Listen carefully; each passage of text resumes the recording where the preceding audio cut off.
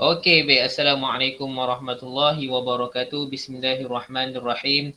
Alhamdulillahirabbil alamin wassalatu wassalamu ala asyrafil anbiya'i wal mursalin sayyidina Muhammad wa ala alihi wa sahbihi ajma'in.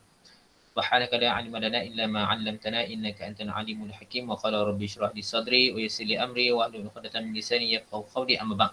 Okey, murid-murid yang saya kasih sekalian, alhamdulillah kita bersyukur kepada Allah Subhanahu Wa Taala, kita dipertemukan lagi di dalam kelas Pendidikan Islam tahun 4, kelas PDPR. Siri ke apa saya pun tak ingat dah. Belum apa dah, bulan 8 dah. Dah masuk bulan 8 dah. Bulan 8 dah. Kejap je. Bulan 8 dah. Pejam cilik bulan 8 dah. 1 bulan 8. Kejap je. Lepas tu nanti masuk bulan 9. Entah bulan 9 buka sekolah ke tak, saya pun tak tahu lagi lah. Tapi kan Ustaz, Olimpik Tokyo ni lama nak tunggu dapat pingat Ustaz. Sekarang kita dah dapat pingat apa dah? Pingat gangsa 1. Okey, pingat gangsa 1. Agak-agak ada pingat lain lagi tak yang kita akan dapat? Agak-agak awak. Ya. Rocketman lah, Rocketman kita. Rocketman kita, siapa dia? Azizul Hasni Awang. Yang bawa basikal tu. Juara dunia juga tu. Tu target nak menang pingat emas tu. Okey. Tak apa, tu abaikan dulu. Okey. Ustaz pun layan Olimpik. Saya pun tengok juga. Saya pun kena kita ikut perkembangan masa. Okey. Perkembangan masa. Nak kena tahu juga. Tak tahu langsung kan. Okey. Baik. So, saya harap semua sekali sihat walafiat setelah bercuti selama 2 hari. Okey, setelah bercuti selama 2 hari, mudah-mudahan kita semua dalam jagaan Allah Subhanahu Wa Taala insya-Allah. Jadi untuk hari ini kita akan teruskan dengan tajuk yang seterusnya, bahagian akidah, tajuk nifaq. Tajuk nifaq. Sebelum ni kita dah belajar berkaitan dengan tajuk kufur kan. Hari ini kita akan sambung dengan tajuk nifaq. Okey, tajuk nifaq. Baik, tapi sebelum kita teruskan dengan pelajaran kita pada hari ini, sama-samalah kita mulakan pembelajaran kita pada hari ini dengan bacaan Ummul Kitab Al-Fatihah. A'udzubillahi minasyaitonirrajim. Bismillahirrahmanirrahim. Alhamdulillahirabbil alamin. Arrahmanirrahim. Maliki yaumiddin. Iyyaka na'budu wa iyyaka nasta'in. Ihdinas siratal mustaqim. Siratal ladzina an'amta 'alaihim ghairil maghdubi 'alaihim waladdallin. Amin. أعوذ بالله من الشيطان الرجيم بسم الله الرحمن الرحيم الحمد لله رب العالمين حمدا يوافي نعمه ويكافئ مزيده يا ربنا لك الحمد كما ينبغي لجلال وجهك الكريم وعظيم سلطانك اللهم صل وسلم على سيدنا محمد وعلى آله وصحبه أجمعين اللهم اغفر لنا ذنوبنا ولوالدينا وارحمهم كما ربونا صغارا ولجميع المسلمين والمسلمات والمؤمنين والمؤمنات والمعلمين والمعلمات الأحياء منهم والأموات برحمتك يا أرحم الراحمين اللهم ارزقنا فهم النبي وحفظ المرسلين وإلحام الملائكة المقربين برحمتك يا أرحم الراحمين اللهم اجعلنا من الناجحين والفائزين والمتفوقين في الامتحان يا الله وفي الدنيا والآخرة اللهم فقهنا في الدين وعلمنا تأويل واهدنا إلى صراطك المستقيم صراط الذين أنعمت عليهم من النبيين والصديقين والشهداء والصالحين وحسن أولئك رفيقا يا أرحم الراحمين ربنا آتنا في الدنيا حسنة وفي الآخرة حسنة وقنا عذاب النار وصلى الله على سيدنا محمد وعلى آله وصحبه أجمعين والحمد لله رب العالمين. Okey, baik. Alhamdulillah. Kita akan teruskan dengan pembelajaran kita pada hari ini pada tajuk nifaq. Baik, nifaq. Siapa pernah dengar apakah itu nifaq? Siapa pernah dengar? Tak pernah dengar. Siapa yang tak pernah dengar, angkat tangan. Okey, siapa yang tak pernah dengar, geleng kepala. Okey, semua geleng kepala. Ramai geleng kepala. Baik. Kejap lagi kita akan tahu apakah maksud nifaq. Okey, apakah yang dimasukkan dengan nifaq. Okey, baik, sekarang kita tengok pada muka surat 107. Okey, 107. Syarifah boleh tengok pada slide, nampak kan? Okey, nampak Alright, baik. Yang tak ada buku teks tak apa, jangan risau, kita ada slide. Boleh tengok dekat apa ni, dekat yang saya share ni. Ni pun dalam buku teks juga sebenarnya. Cuma ni dia dalam bentuk PDF. So senang sikit kalau macam tak ada buku teks, saya ada slide kat dalam laptop saya lah. Okey. Baik. So kita lihat dahulu maksud nifak tu apa dia. Okey, nifak. Okey, tengok nombor 1 ni. Nifak bermaksud menzahirkan. Dalam dia tak tulis pula. Menzahirkan keimanan dan menyembunyikan kekufuran. Okey, menzahirkan keimanan dan menyembunyikan kekufuran. Okey, menyembunyikan kekufuran. Apakah yang dimaksudkan yang menzahirkan keimanan dan menyembunyikan kekufuran tu? Baik, maksudnya dekat sini, dengar baik-baik. Orang tu dari segi luaran dia tu nampak dia tu Islam. Nampak dia tu Islam, tetapi di dalam hati dia tu kafir. Di dalam hati dia tu kafir.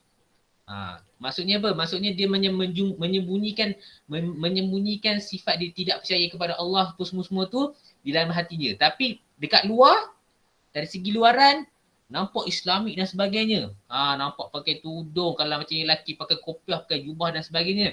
Tetapi di dalam hati dia sangat-sangat kufur. Maksudnya dia tidak percaya kepada Allah, boleh jadi tak percaya kepada Allah. Boleh jadi dia tidak percaya kepada Nabi dan sebagainya. Tu nampak kekufuran tu. Nampak kekufuran. Di luar nampak Islam, tapi di dalam hati dia kafir. Kafir. Faham? Faham semua? Okey. Dia menyembunyikan keimanan dia tu. Bukan menyembunyikan kekufuran dia tu. Okey, menyembunyikan kekufuran. Jadi kita tengok pula, apakah hukum nifak ni? Kalau macam bahasa lain, pernah dengar tak munafik? Pernah dengar munafik? Munafik itu adalah adalah kalimah yang diambil daripada perkataan nifak ni. Jadi orang munafik tu yang ni lah, nifak ni lah. Orang munafik tu ada yang nifak ni lah yang kita tengah belajar sekarang ni. Itulah itulah orang munafik. Orang yang menzahirkan, menunjukkan keislaman dia ataupun keimanan dia, tetapi di dalam hati dia dikafir. Itulah orang munafik. Okey, baik. Jadi apakah hukum nifak? Okey, hukum nifak. Jadi hukum nifak kita boleh baca dekat sini, hukum nifak adalah haram. Hukum nifak adalah haram. Kerana apa? Kerana Allah memberikan ancaman terhadap golongan munafik. Tadi yang saya telah sebut tadi. Okey, Allah memberikan ancaman terhadap golongan munafik. Munafik ni orang yang menzahirkan keimanan tetapi menyembunyikan kekafiran dia tu. Okey, firman Allah Subhanahu wa taala, innal munafiqina fid darkil asfalil minal nar. Suratul Nisa ayat ke-145. Okey, maksud je, sesungguhnya orang-orang munafik itu ditempatkan pada tingkatan yang paling bawah daripada lapisan neraka. Okey, di bawah lapisan neraka yang paling bawah sekali. Lapisan neraka yang paling bawah lagi. Sebab apa? Sebab dalam hati dia tu dah jadi kafir lah. Dia dah kufur dah kepada Allah Subhanahu wa taala. Okey, kalau macam contoh orang Islam yang banyak melakukan dosa-dosa besar dan sebagainya, tetapi dalam hati dia tu masih lagi ada keimanan, ada iman, masih lagi percaya kepada Allah Subhanahu wa taala, okey, dia tetap juga masuk ke dalam neraka. Tetapi dia tak akan duduk di dalam neraka selama-lamanya. Okey, sehingga dia akan duduk ke dalam neraka sehinggalah selesai segala hukuman dan azab yang perlu dikenakan. Okey, lepas tu nanti dia akan masuk ke dalam syurga. Tetapi bagi mereka yang kafir ataupun munafik ni, okey, mereka ini akan kekal berada di dalam neraka selama-lamanya.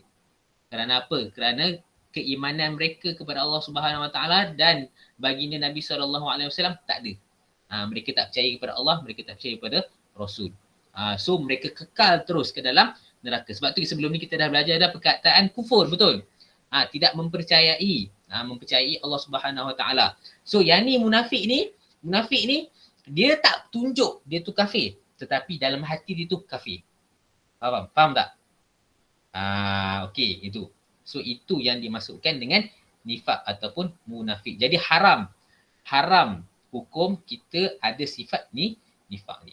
Okey, selain itu hadis Nabi Muhammad sallallahu alaihi wasallam. Nabi Muhammad sallallahu alaihi wasallam telah menyatakan ciri-cirinya dengan jelas, ciri-ciri orang munafik ni. Okey, sabda Nabi Muhammad sallallahu alaihi wasallam, an Abi Hurairah radhiyallahu anhu qala Rasulullah sallallahu alaihi wasallam, ayatul munafiqi salasun iza haddasa kadzab wa iza wa'ada aqlaf wa iza tuminal qad.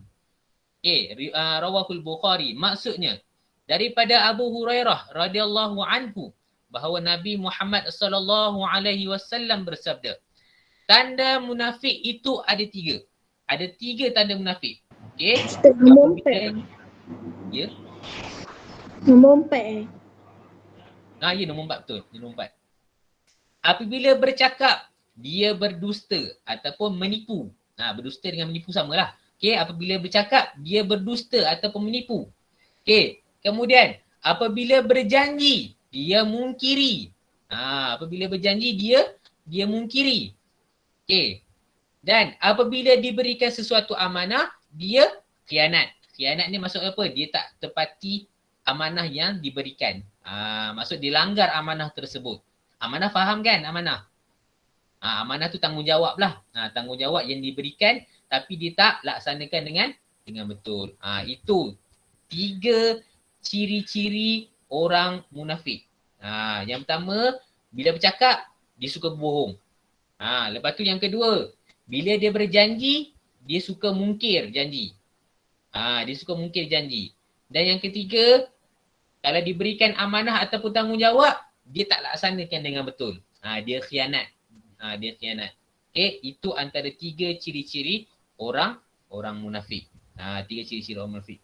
Jadi kita harapkan diri kita ni tidak tergolonglah dalam kalangan orang-orang munafik. Na'udzubillah min zalik. Okay, saya pun pesan pada diri saya jugalah.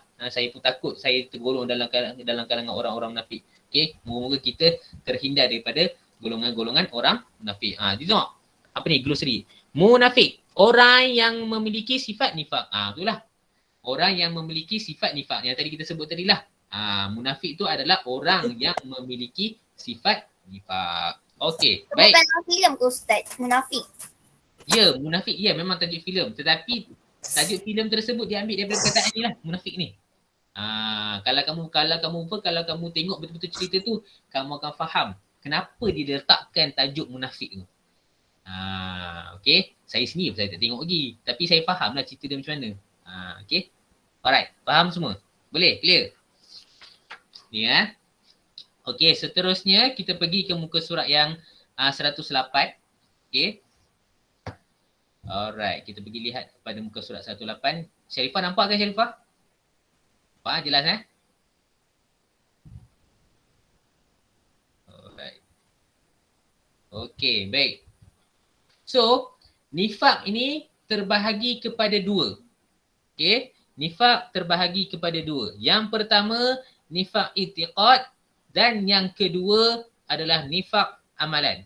Okey, yang pertama adalah nifak i'tiqad dan yang kedua adalah nifak amalan. Kita lihat dulu pada yang pertama iaitu nifak i'tiqad. Okey, nifak i'tiqad adalah tidak beriman dengan ajaran Islam. Okey, dia tidak beriman dengan ajaran Islam namun berpura-pura seperti beriman dengannya.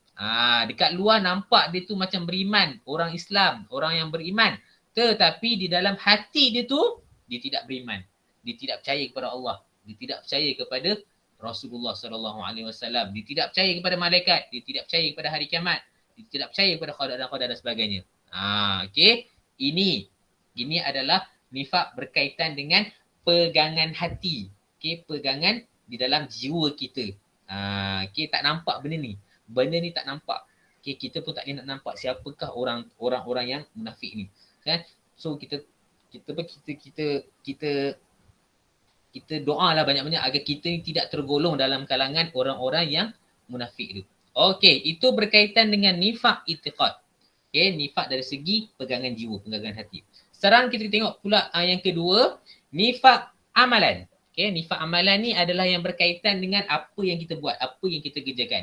Okay, yang pertama, dia suka berdusta ataupun suka berbohong. Okay, suka berbohong. Okay, orang yang nifak amalan ni dia suka berbohong. Dia suka berbohong. Itu yang pertama. Yang kedua, suka memungkiri janji. Suka memungkiri janji. Dia suka memungkiri janji. Tak tahulah kenapa kan. Tapi orang-orang jenis ni memang suka memungkiri janji lah. Okay. Dan yang ketiga, dia suka mengkhianati amanah. Okay. Khianati amanah. Amanah yang diberikan. Contoh macam amanah jaga duit dan sebagainya. Dia khianati, dia guna duit itu dan dia tak bayar balik. Dia tak bayar balik. Itu tak amanah lah.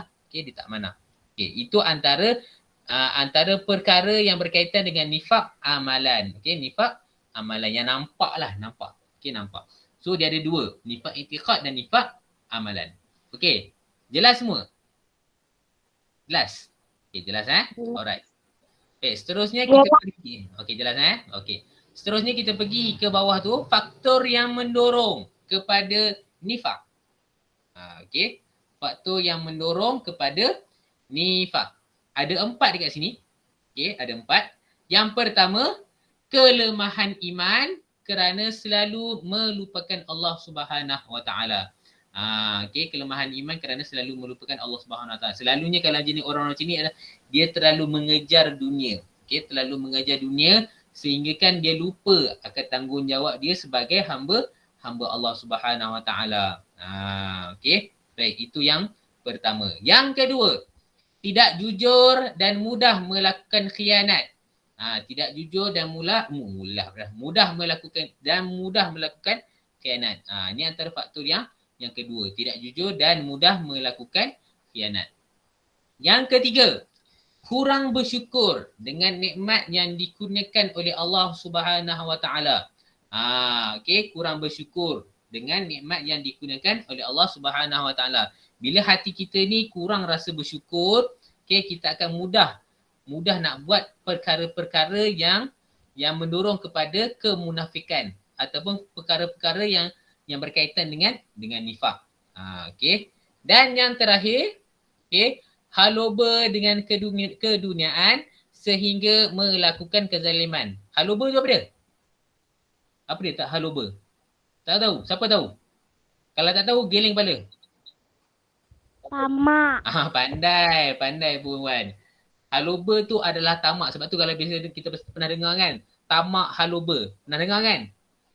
Tamak haloba. Dua perkataan tu digabungkan sekali. Tamak haloba. Tak pernah dengar? Pernah. Pernah dengar. Ada tak pernah dengar? Okay, tak apa. Tapi itulah. Haloba ni maksudnya dia tamak. Tamak dengan dunia.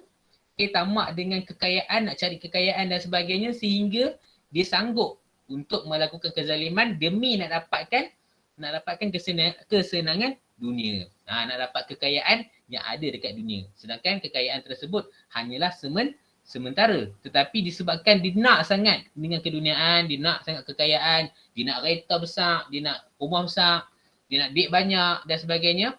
Sanggup dah dia melakukan kemungkaran, kezaliman untuk dapatkan apa yang dia inginkan. Itulah antara faktor-faktor yang mendorong kepada nifak ataupun orang munafik. Okey, dapat semua? Faham? Okay, faham. Okey, seterusnya kita pergi pula kepada perkara yang menyebabkan nifak. Okey, perkara yang menyebabkan nifak. Okey. Yang pertama, apabila bercakap dia berdusta. Apabila bercakap dia berdusta ataupun dia berbohong. Macam tadi lah, ada dalam hadis tadilah. Okay, kita tengok hadis tadi dia sebut dah. Okay, apabila bercakap dia berdusta ataupun berbohong. Yang kedua, apabila berjanji dia mungkir. Apabila berjanji dia mungkir. Mungkir ni maksudnya dia tak tepati janji. Dan yang ketiga, apabila diberikan sesuatu amanah dia khianati ataupun dia tak tepati amanah tu. Dia tak laksanakan tanggungjawab yang diberikan tersebut. Ini antara perkara yang menyebabkan nifaq ataupun menyebabkan orang tu tergolong dalam golongan orang-orang munafik. Okey, dapat semua? Faham? Faham Alright. Faham. Bagus. Okey, seterusnya kita pergi ke muka surat 109. Okey, 109. Kesan nifak dalam kehidupan. Okey, kesan nifak ataupun kesan menjadi orang munafik ni dalam kehidupan. Okey, kita tengok yang pertama dahulu. Kesan-kesan nifak dalam kehidupan. Yang pertama dari kategori individu dulu. Okey, individu. Yang pertama, akan dibenci oleh masyarakat. Akan dibenci oleh masyarakat. Kalau ada sifat nifak dalam diri kita ni, masyarakat akan benci kita. Masyarakat akan benci kita.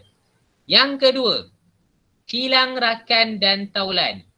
Hilang rakan dan taulan. Okey, hilang rakan dan taulan. Sebab apa? Sebab orang dah tak percaya dekat kita. Bila orang tak percaya dekat kita, kita akan hilanglah kawan-kawan. Kita akan hilang kawan-kawan. Dan yang terakhir, sentiasa berada dalam keresahan dan ketakutan. Orang yang ada sifat nifak ni dia akan rasa takut dan rasa resah gelisah. Okey, resah gelisah. Sebab apa? Kadang-kadang dia tak dapat apa yang diinginkan. So dia akan rasa tak seronok. Dia takkan, aku nak kena buat. Macam tu. Okey, dia rasa macam tak senang duduk saya cakap. Tak senang duduk. Macam tu. Okey, tak senang duduk. Itu kesan dari segi individu. Diri kita. Dari sudut sendirinya. Okey, seterusnya.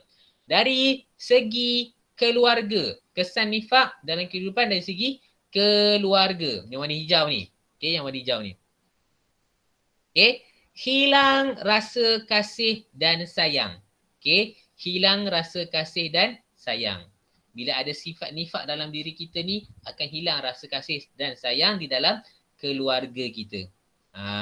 Okey, akan hilang rasa kasih dan sayang dalam keluarga kita. Itu yang pertama. Yang kedua, tiada hormat menghormati sesama anggota keluarga.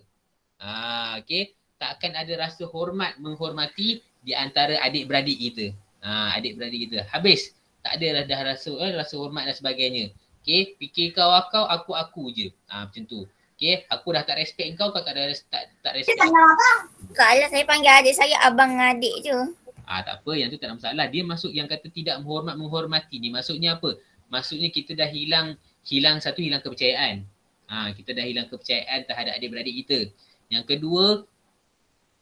kedua, hormat tu membuatkan kalau contoh kita masih lagi ada hormat terhadap adik kita, okey, kadang-kadang kita akan minta tolong dia. Dan dia kalau dibuat sesuatu, kita akan ucapkan terima kasih kat dia, tanda kita hargai dia. Tetapi kalau macam dah tak ada rasa hormat, nak minta tolong pun tak nak dah. Tengok muka pun tak nak dah. Itu.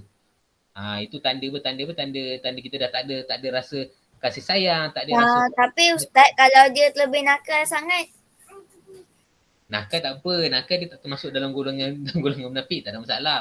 Nakal tu biasa. Saya pun nakal juga waktu kecil-kecil tu. Tapi adik nakal sangat ni. Nakal tak apa, tegurlah adik tu. Tegur dia. Tegur Nakal dia. sampai saya rasa berketanjir dah. Sabar Syarifah, sabar. Okey. So itu yang kedua, tiada hormat menghormati sesama anggota. Dan yang ketiga, timbul perasaan curiga. Timbul perasaan curiga. Bila kata timbul perasaan curiga ni maksudnya apa? Kita dah tak percaya dah dengan adik-beradik kita. Kita dah tak rasa percaya dah dengan adik-beradik kita. Sebab apa? Sebab mungkin adik-beradik kita tu dah pernah mencuri. Okey. Mungkin adik-beradik kita tu pernah dah tak tepati janji dan sebagainya, membuatkan kita ni rasa curiga. Okey, rasa tak yakin dengan apa yang dia cakap. Apa yang dikongsikan, apa yang dicakap dan sebagainya. Itu kesan di dalam keluarga. Okey, kesan di dalam keluarga. Seterusnya, okey, kesan dalam masyarakat. Okey, yang pertama, melemahkan perpaduan dan kesatuan. Melemahkan perpaduan dan kesatuan. Maksudnya apa? Dalam masyarakat andai kata tak ada kesepaduan, okey, masyarakat tersebut akan berpecah belah. berpecah belah. Itu yang pertama. Yang kedua, sentiasa berbalah dan bergaduh. Bila ada sifat nifak dalam kalangan masyarakat akan sentiasa bergaduh dan sentiasa berbalah. Sentiasa bergaduh dan berbalah. Dan yang terakhir, hilang nilai dan akhlak bermasyarakat. Hilang nilai akhlak dan bermasyarakat. Bila kata hilang nilai akhlak dan bermasyarakat ni kan, apa yang kita sebut waktu yang bahagian individu tadi, lepas tu bahagian keluarga tadi akan masuk sekali di dalam masyarakat. Tak ada rasa hormat dah. Dah tak ada rasa hormat, tak percaya dah sesama sendiri, akan rasa curiga dan sebagainya.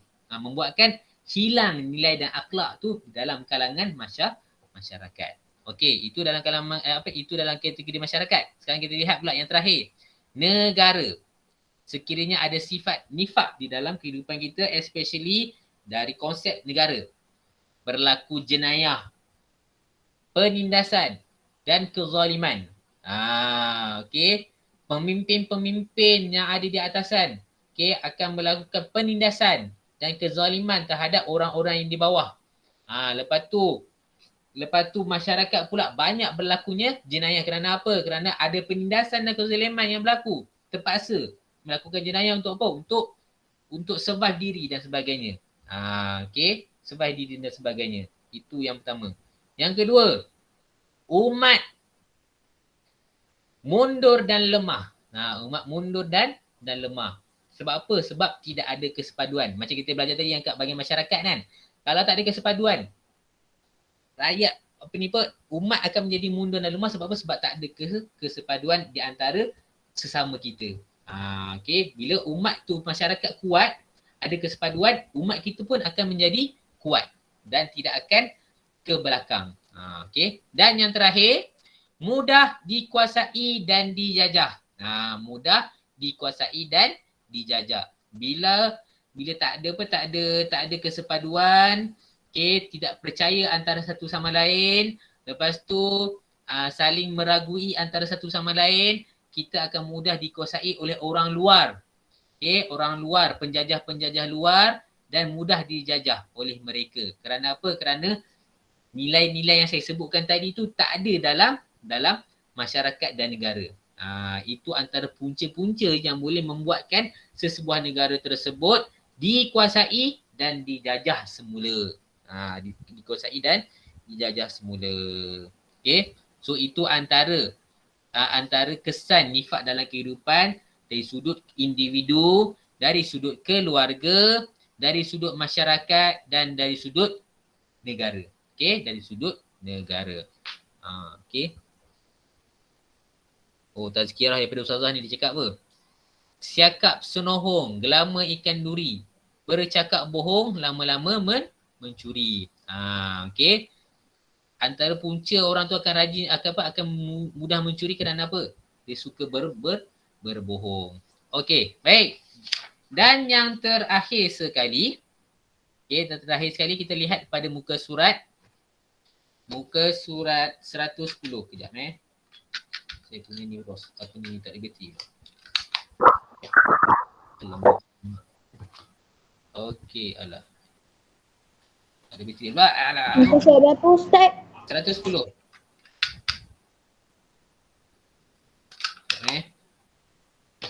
Alah, tak ada bateri. Okey, muka surat 110. Okey, kita lihat. Okey, ini sebenarnya macam chorus speaking, tapi kita tak nak baca sampai habis. Kita fokus kepada ayat-ayat yang telah di-highlightkan sahaja, okey? Boleh? Straight to the point lah. Okay, straight to the point. Okay, baik. Ini antara cara-cara untuk kita menjauhi sifat nifak. Okay, menjauhi sifat nifak.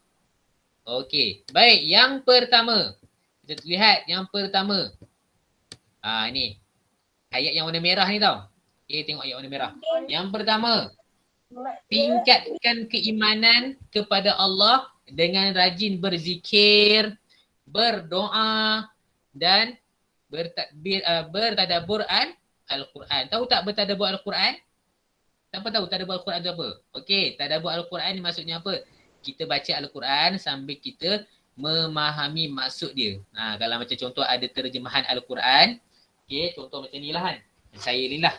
Okey, ada terjemahan Al-Quran dan ada terjemahan.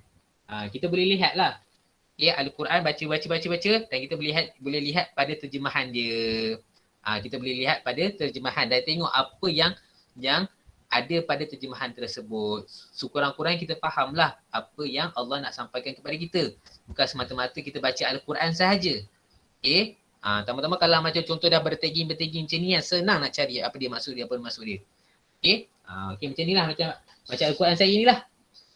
Ni Al-Quran saya. Okay, Al-Quran saya macam ni lah. Kat tengah-tengah ni ayat Al-Quran, tepinya adalah maksud. So itu antara salah satu cara. Ustaz, kalau Quran saya dia dekat tepi tu ada maksud, dekat bawah ayat tu pun ada maksud dia tulis kecil-kecil. Ya, betul lah tu. Macam saya kan? Macam saya kan? Okay, macam ni lah.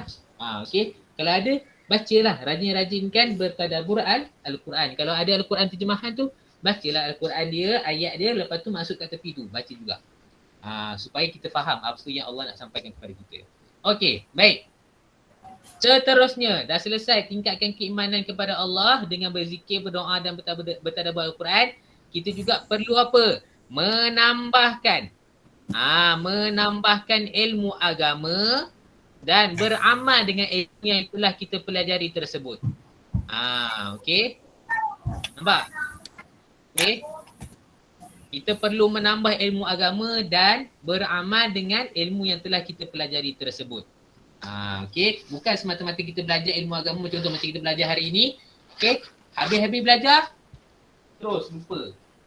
Tak nak macam tu. Okey, belajar dan kita amalkan dalam kehidupan seharian kita gitu. Okey? Boleh? Faham semua? Faham Alright. Itu yang kedua. Yang ketiga. Yang ketiga, kita perlulah memikirkan tentang keburukan nifak. Kita kena rajin-rajin berfikir tentang buruknya nifak tersebut. Nifak tadi apa yang kita belajar tadi? Perkara menzahirkan keimanan kepada Allah tetapi menyembunyikan kekufuran di dalam hati. Kita tak nak benda tu ada terjadi pada diri kita. Kita sentiasa fikir tak boleh buat ni, tak boleh buat macam ni. Kita kena jaga diri kita daripada ada sifat nifak tersebut. Okey, baik. Dan seterusnya, kita hendaklah sentiasa bermuhasabah. Okey, kita hendaklah sentiasa bermuhasabah. Okey, bermuhasabah ni maksudnya apa? Kita fikir balik tentang kesalahan diri kita, tentang kelemahan diri kita dan sebagainya. Okey, fikir benda tu insya-Allah kita akan hindarkan diri kita daripada melakukan perkara-perkara yang mendorong kepada nifaq. Okey. Faham? Okey, dan yang terakhir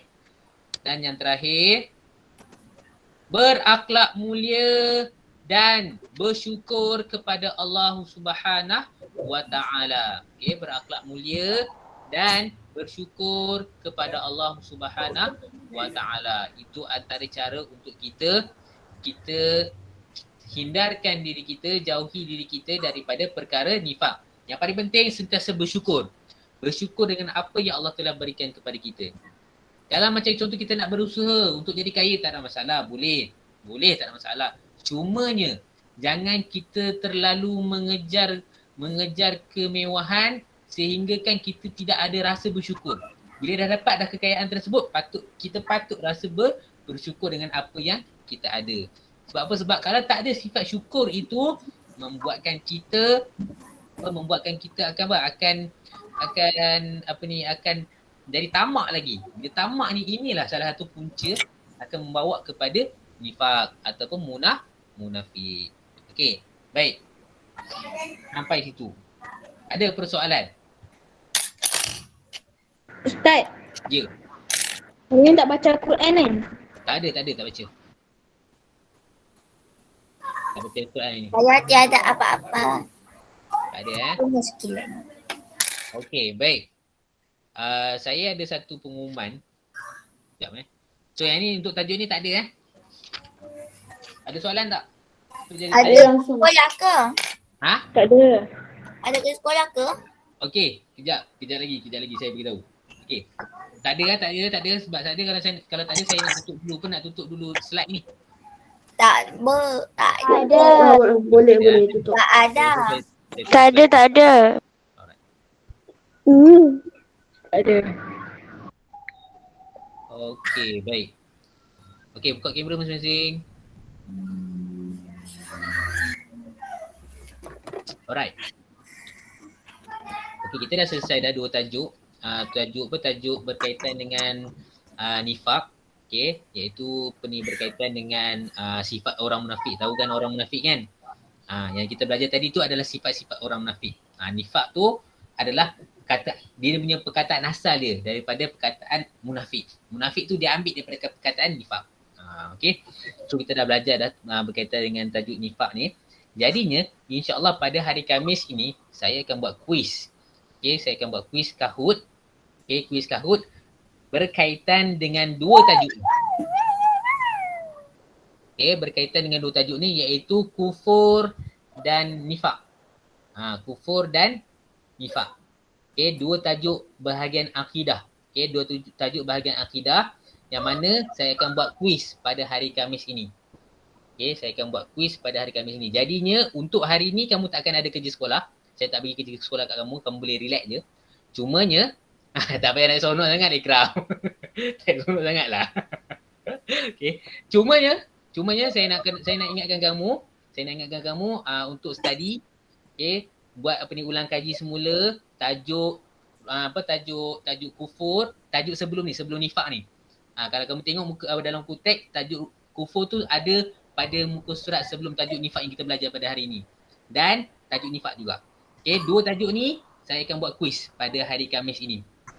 Okey, saya akan buat kuis pada hari Khamis ini. Jadinya tadi balik tajuk kufur dan tajuk nifaq dan saya akan laksanakan kuis Kahoot dekat anda semua.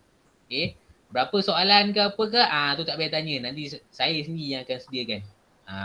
Yang penting korang jawab. Okey, study dan jawab. Okey, kerja rumah anda tak ada. Cuma kerja rumah anda study sahaja. Belajar balik, ulang kaji balik. Okey, ulang kaji sahaja. Sebab apa? Sebab ini akan masuk di dalam PPD PPD. Okey? Boleh semua? Boleh? Tak susah pun. Tapi kalau Boleh. Nanti dah dapat kuis tu punya markah terus bagi ustaz. tak payah. Yang tu automatik saya akan tahu. Sebab saya yang buat soalan. So saya akan tahulah siapa yang ranking pertama, ranking kedua, ranking ketiga tu saya sendiri yang akan tahu. So tak perlu screenshot, tak perlu tangkap gambar, tak payah. Yang tu saya sendiri akan tahu. Nanti kamu umumkan siapa ranking pertama, ranking kedua semua tu. Yes, betul. Yeah. Okay. Boleh. So nanti jangan lupa balik. Korang main kat rumah. Bukannya pergi mana pun kan. Okay. Study tajuk kufur dan tajuk nifaq. Okay. Kita akan buat kuis akidah. Tajuk kufur dan nifaq. Boleh semua? Boleh. Ada soalan? No. Tak ada. Ya. Okey, baik. Kalau tak ada, macam biasa, sebelum kita berakhir kelas kita pada hari ini, switch on your camera. Tak pernah tak ada sesi tengah gambar. Okey, standby buka kamera dulu. Humairah, Duha, Kasih Alia. Ini kamera saya cantik pula.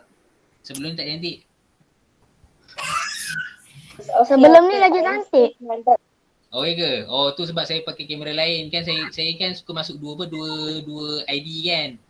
Satu ID yang dekat laptop, satu lagi ID dekat handphone. Tapi sebab handphone kan nak banyak guna kan. Saya tak dapat nak.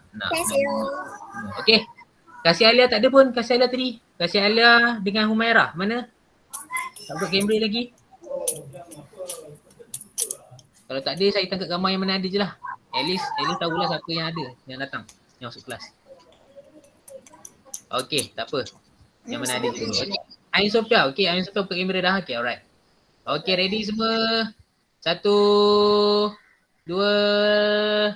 3. Okey, cantik. Baik. Terima kasih banyak-banyak semua. Okey, jangan lupa pesanan saya hari Khamis ni kita akan ada quiz. So hari Khamis tak ada apa, tak ada Google Meet lah. Okey, kita akan terus buat quiz dan saya nak semua sekali buat ulang kaji untuk tajuk kufur dan nifak. Okey? Ulang kaji tajuk kufur dan nifak. Itu sahaja daripada saya.